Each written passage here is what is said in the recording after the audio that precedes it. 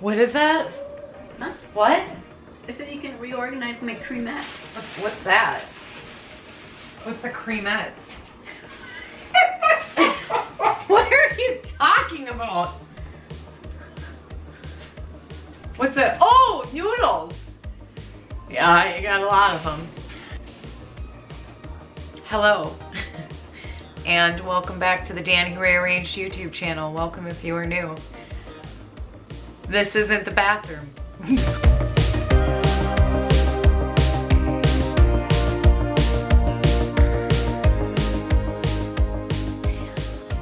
What happened, Daniel? I said I was going to put out the bathroom makeover video. You can still do it. I Why can't. don't you show them what it looks like? Well, I will. I'll give you a sneak peek. Okay. We're almost done. My crock just fell off. Well, that sounded funny. I said the very next video was going to be the bathroom makeover, and it's not. It's today's video. Guess where we're at? Mama Robyn's. We're back over at my parents' house. We're going to work with Mama Robyn. I really tried hard to get the bathroom video out, so here's the deal. It's almost done. I really want you to see this bathroom makeover video. We've been working so hard on it. My dad and Ian have been over at the house the last 3 days in a row, and they're almost done, and then I gotta edit it. So I don't want to say with 100% guarantee that it's gonna be the next video, but I am determined to make it 100%. I am determined to make that the next video. So what I was originally going to do was put the bathroom makeover video out, and then the next one after that was going to be at Mama Robyn's, and then we're gonna start the spring series. So I'm flipping it around. We're gonna declutter with Mama Robyn, and then we're gonna get the bathroom makeover video, and then the spring deep cleaning series. So I'm being used as a filler. no, Of course not. no, because I already had you marked in the calendar. Okay, I was penned in. you were penned in with love and care in mind. All right. What we're gonna do in today's video is different than we have ever done over with Mama Robyn. That didn't make sense. This is something completely new. The more that we're on this decluttering journey, the more and more I learn. Plus, I've been on a mission to become I'm on a mission to become somewhat of a decluttering expert here. So we're taking on way too much at one time. We're taking on way too big of an area, way too much stuff, way too many categories of items at one time. And what can happen is that it can backfire on us. It can make us have decision fatigue. It can make us want to stop. We can get overwhelmed and so forth. Okie dokie. If you're new here, this is my parents' kitchen. And you would be surprised that actually some of what is in her kitchen is actually traumatizing for me. What? Yeah. Oh, I see.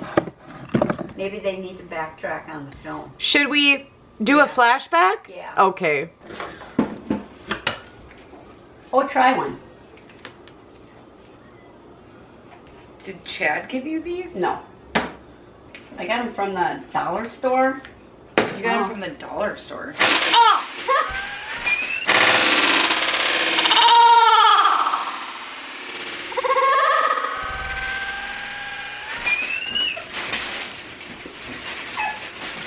Well, that was fun.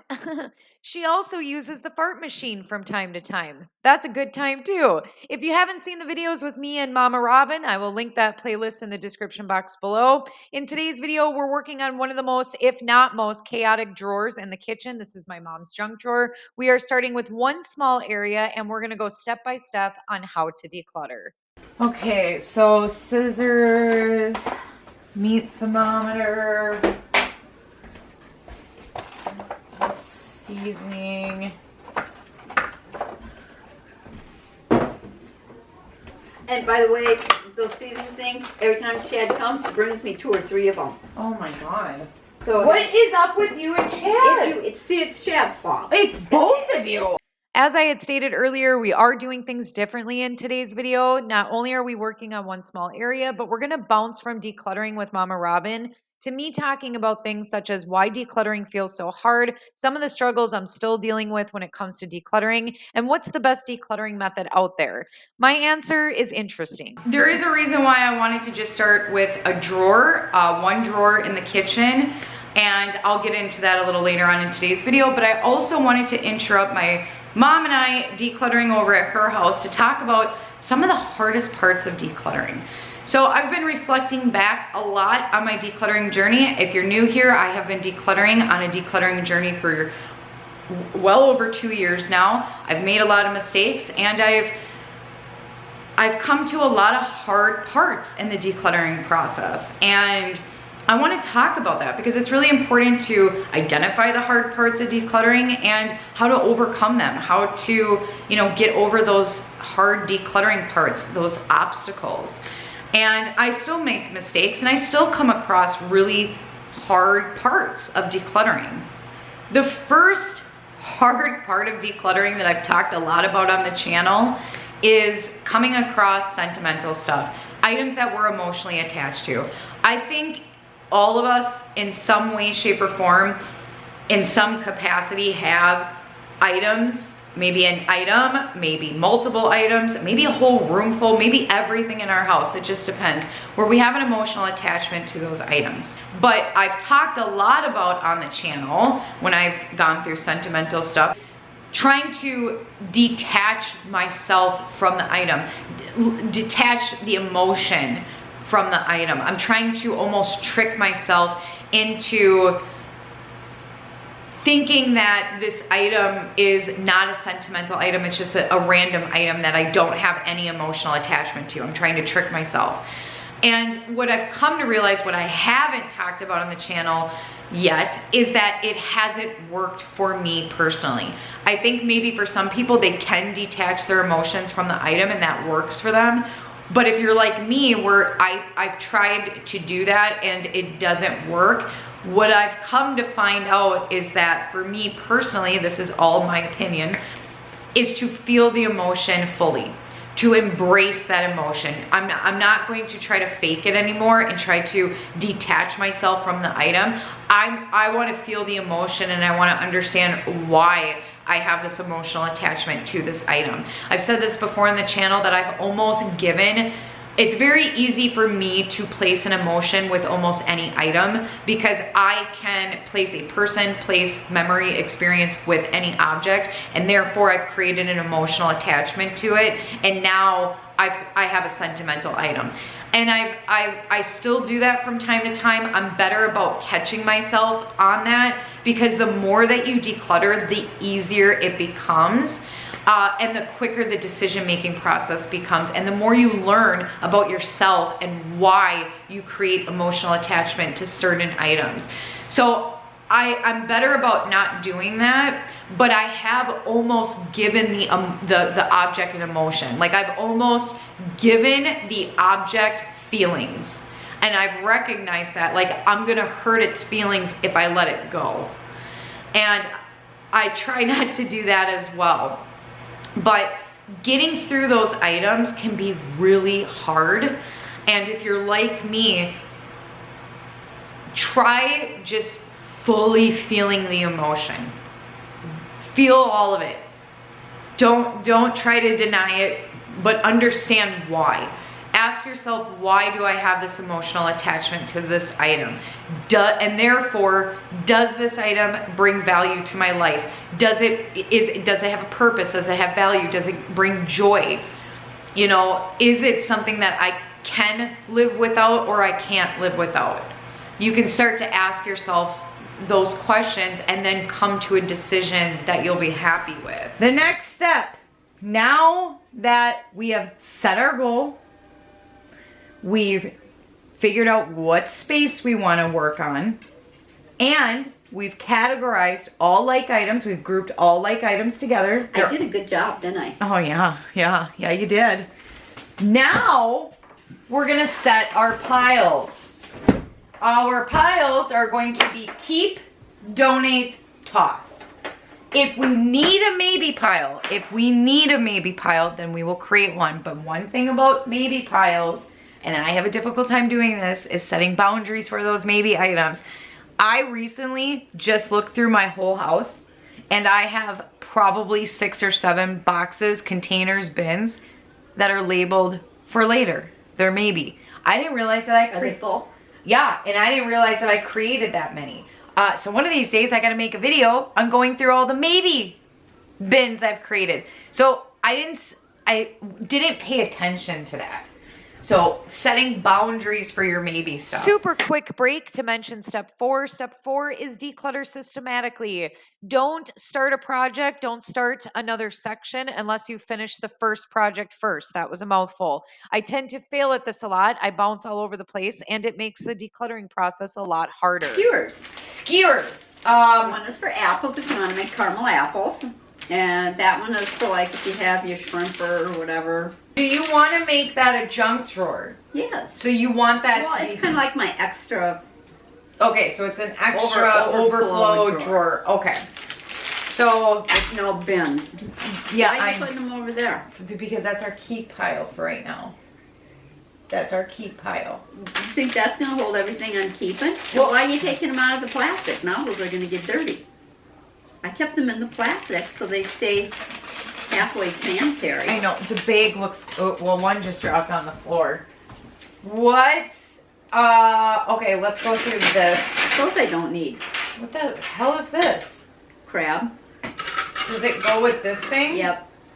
Oh, what? How about these?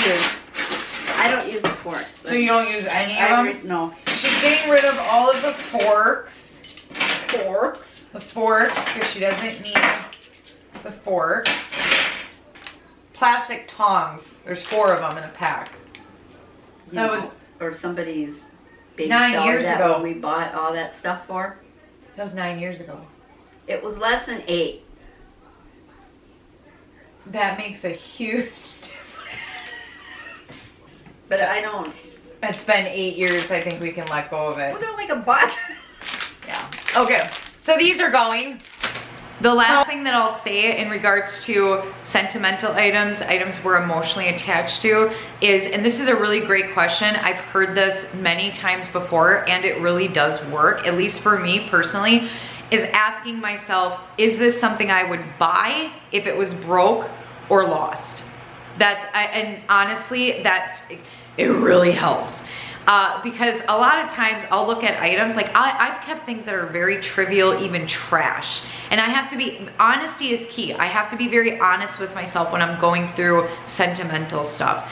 But I also have to ask the question, is this something I would buy if I lost it or it was broke? And if the answer is no, then it's probably something I really don't need to keep. But I've kept things that seriously are trash. You know, like a paper cup that I, had 20 years ago on a family trip, and it reminds me of that family trip. I'm not gonna use that cup. It's 20 some years old, ick. You know what I mean? Like, there's times where I've kept things that are trash, and it's easy for me to do that. The other thing that I wanted to talk about was decision fatigue. Decision fatigue is so real when it comes to decluttering. Decluttering is one big decision-making process. You're deciding on, first of all, you're having to categorize everything depending on the volume of stuff you're trying to go through, the amount of clutter you have, the amount of stuff you want to go through, the goals that you've set, the spaces you're decluttering. It can vary. For some people, decluttering is really easy. For others, it's incredibly difficult and hard and time-consuming and tedious and emotional. And when you're dealing with a large area or a lot of stuff, or even not, sometimes there's been times where I've dealt with a very little amount of stuff that I'm trying to declutter, and it's been incredibly overwhelming, and it's hard to make a decision. When you're going through the decluttering process, decision fatigue can happen. And in my case, when one of my biggest mistakes with decision fatigue, because decision fatigue can lead to not wanting to continue, wanting to stop, you're not feeling motivated, you become overwhelmed or stressed, you're starting to feel feelings of of anxiety. This happens with decision fatigue because you're having to make so many decisions. The worst mistake I ever made is when I felt decision fatigue, I ignored it, I pushed through it, I kept going, and I didn't give myself time. I didn't come back to decluttering. I didn't give myself a couple of hours, a couple of days, a couple of weeks to recuperate. I just kept going and pushing myself, and therefore it drained me. It drained me, and it made the decision-making process so much more difficult, and therefore it made it longer for me. Here I'm trying to move through it and push through it really fast, but because I did that and I pushed through the decision fatigue, I wasn't making decisions. So it was just frustrating all the way around. When you start to get decision fatigue, give yourself a break. Give yourself a break. We all need breaks. We all need a breather. It's taken me years to declutter my home. It's most likely not gonna happen overnight. How about plastic silverware like this? No. Yeah, okay. Okay, let's just start with this one. This stainless steel probe thermometer. Ryan got me that. It has a ton of dust on it. Well, it's probably because it's been sitting in there, but he gave me like 2 other ones. God, we need to have multiples. We have to have a conversation with Ryan, Chad, and you. I think all 3 of you need to sit down. You have so many things from Ryan. Ryan has gifted you so much stuff. I think so, his mother. My brother and Chad, her brother, my brother, give her so much stuff all the time. So much. Well, I already had, So, did you let him know that you don't need any more meat thermometers? Did you get some of them from him too? Because I have one. You were testing them out to see which was the best one. I have one meat thermometer, and come to think of it, it's going out. It's crapping out on me. It only works half the time. I don't know why. Well, how you come out when you come over here? That is because true. I got my other one in the drawer, the nice one that he gave me. It's Let me see this. brand new in the package. Yeah. So, and then keeping this. Okay. Next, these paints. I couldn't tell you if those are your dad's or if I bought those a long time ago. Because I thought mine I had in a bag somewhere. Well, how old are these? I don't know. So you don't... Put them in his junk drawer and then ask him about them. Okay. If he doesn't know anything about it, then we'll toss them. Okay. We'll put them in the junk drawer. His junk drawer. Okay. What about this?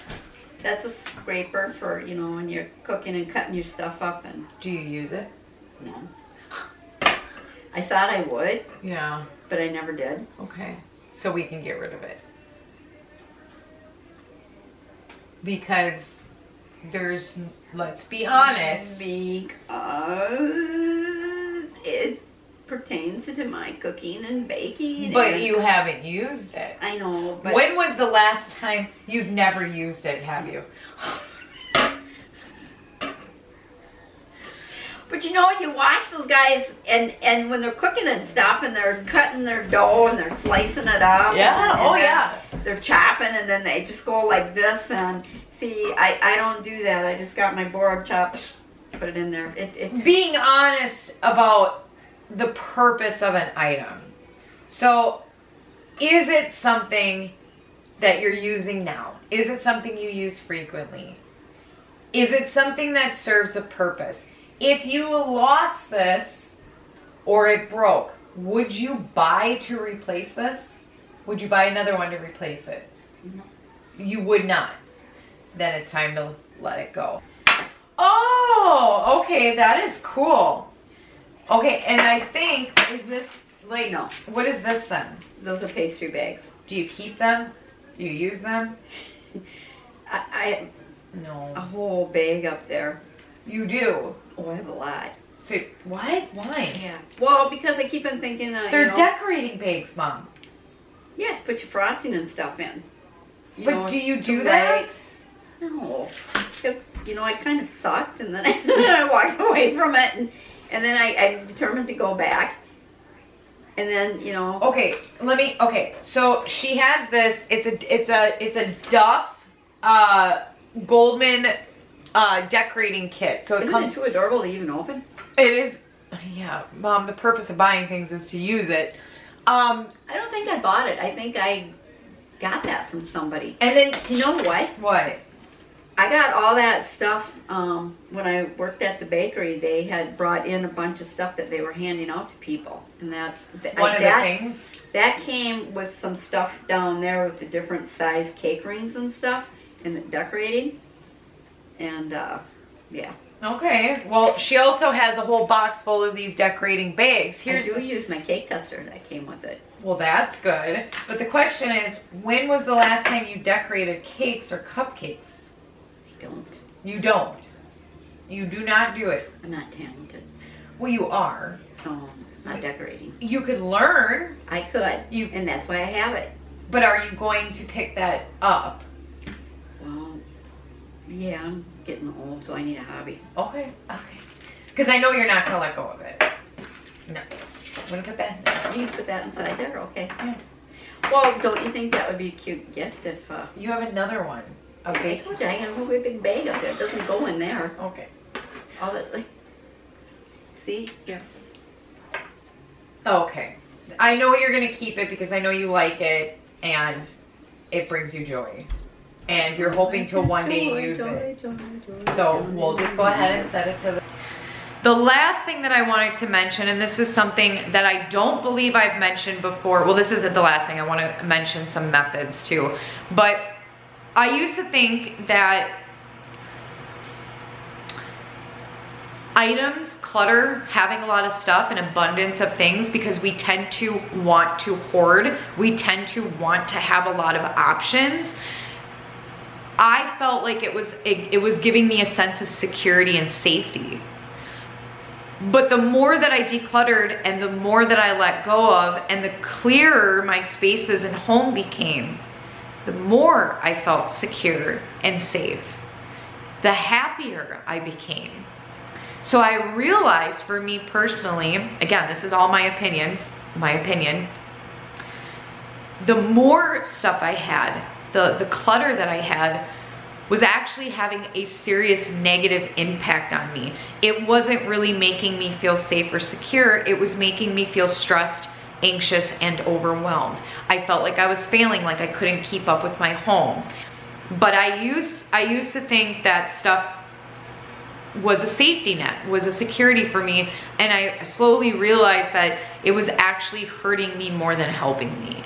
And one of the things that I still struggle with is essential items. Soaps, conditioners, toothpaste, toothbrushes, you know, stuff like that, essential items. I still catch myself obtaining a lot of those things, having an abundance of those things, wanting a lot of options of those things, because essential items are things that are essential. We need them. We need these things, and I want to make sure that I have them, so if I run out, I have extras. And that, I'm going to be honest with you, I don't have an answer for that. I still make mistakes. I still struggle with shopping. Like, it's very difficult. And I'm just being honest. I don't have all of the answers. I am imperfect. I am not perfect. I make mistakes. I'm just being honest. That's where I'm at in my journey. I'm still trying to figure out how to overcome the obstacle of wanting to hoard essential items. I'm still trying to figure out when the day is gonna come where I don't have this urge to shop, because I would shop when I was bored, stressed, feeling anxious, and that's when I did the most mindless shopping. Well, life can be very stressful, very stressful. And I will, now what I start to do, and I shouldn't do this, is I window shop online. When I really don't need to be. I won't buy anything, but I'll window shop. But that's almost like a tease. You know what I mean? So I don't have the answers. I don't have all of them. But what I will say is that, and when I learn more about this and I figure it out, I will definitely talk about it. But what I will say is that having a lot of stuff, a lot of clutter, was not a security or safety for me. What's been a security and safety for me is having a functional home that's easily manageable, having peace of mind. So I just wanted to mention that. How about these scissors? Scissors suck. So they're junk. Okay, so we'll go ahead and get rid of that. What is this thing? That's a cheese grater. And you use it? Not anymore. I did at first, but it's a pain in the butt. Yeah. I mean, For the amount of time that you just swinging around and You then might you as well gotta just hold it. use the hand. You know what? What? Ryan got me that.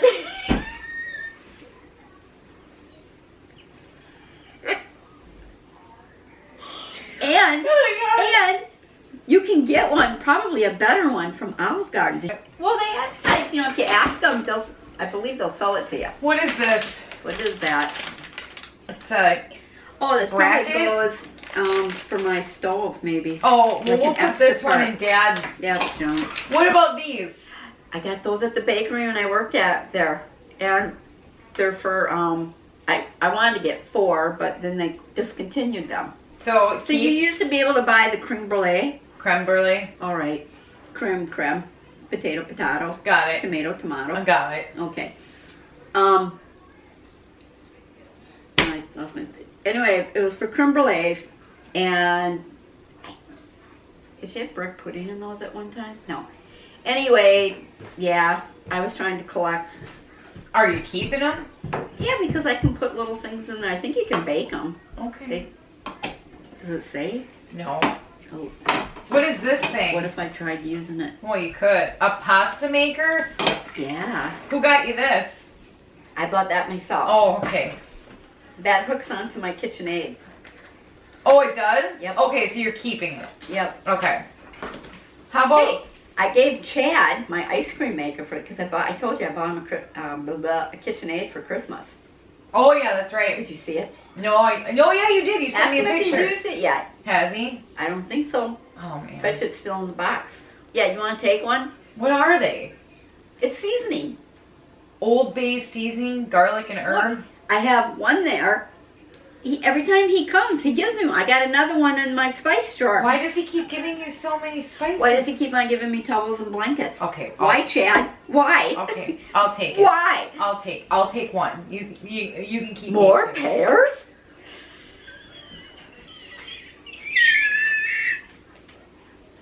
Oh, he knows where that comes from. Do you know where that comes from? No, but it sounds funny. What does it come from? Everybody loves Raymond when he buys them their fruit of the month. Oh And she God! freaks out.